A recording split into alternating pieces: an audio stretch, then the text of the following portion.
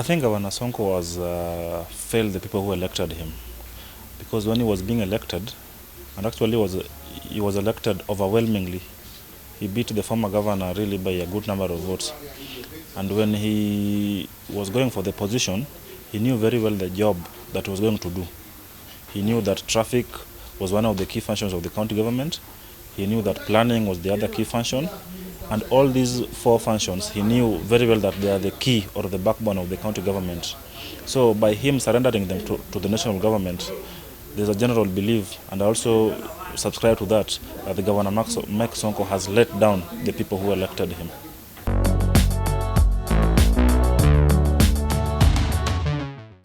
According to the deed of transfer that was gazetted by the minister, the cabinet secretary in charge of devolution, this particular transfer was supposed to go on for 2 years.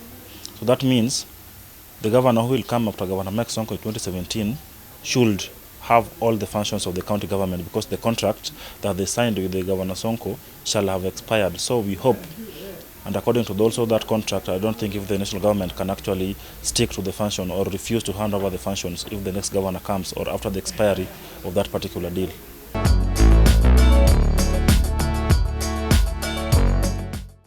I think the lessons have been learned. Even whoever will succeed Sonko, I've seen how difficult it is to run Nairobi.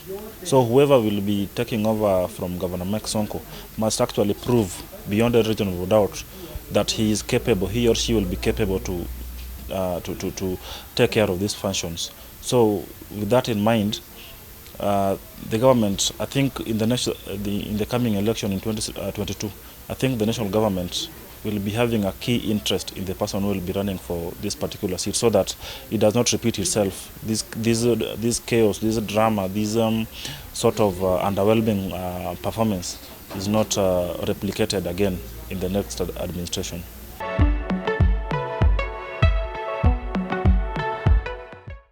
I don't think if it was employed by the Jubilee government to save their governor, because you remember a few weeks ago, a Jubilee governor was impeached in Kiambu and was replaced by his deputy. So I don't think if it is a plot to save the government or to save a Jubilee governor, what the government or the President Uhuru Kenyatta did, on my side, I think he was trying to save the people of Nairobi. And then too, Nairobi is very unique. Remember, Governor Mike Sonko does not have a deputy.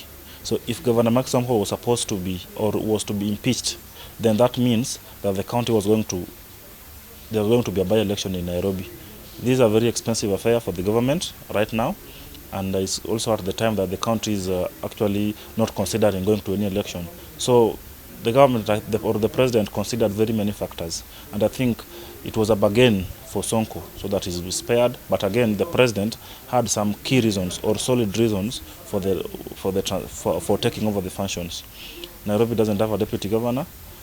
The other function was to dissolve the county government, which also is not the right thing. It will set a very bad precedent for devolution.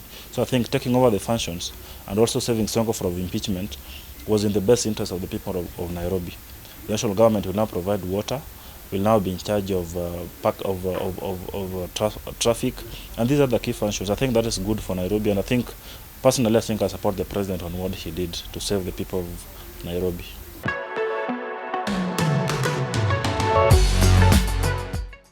Yes, of course, it interfered with the functions of the MCAs, because according to the Constitution, the MCAs or any house of legislation has actually 3 roles.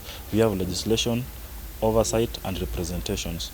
So I think what the MCAs were trying to do was to oversight. They have oversighted Governor Mike Sonko's administration, and they have seen that the governor is not competent to carry on with the leadership of the county government. So they were using their powers bestowed on them by the Constitution to remove the governor.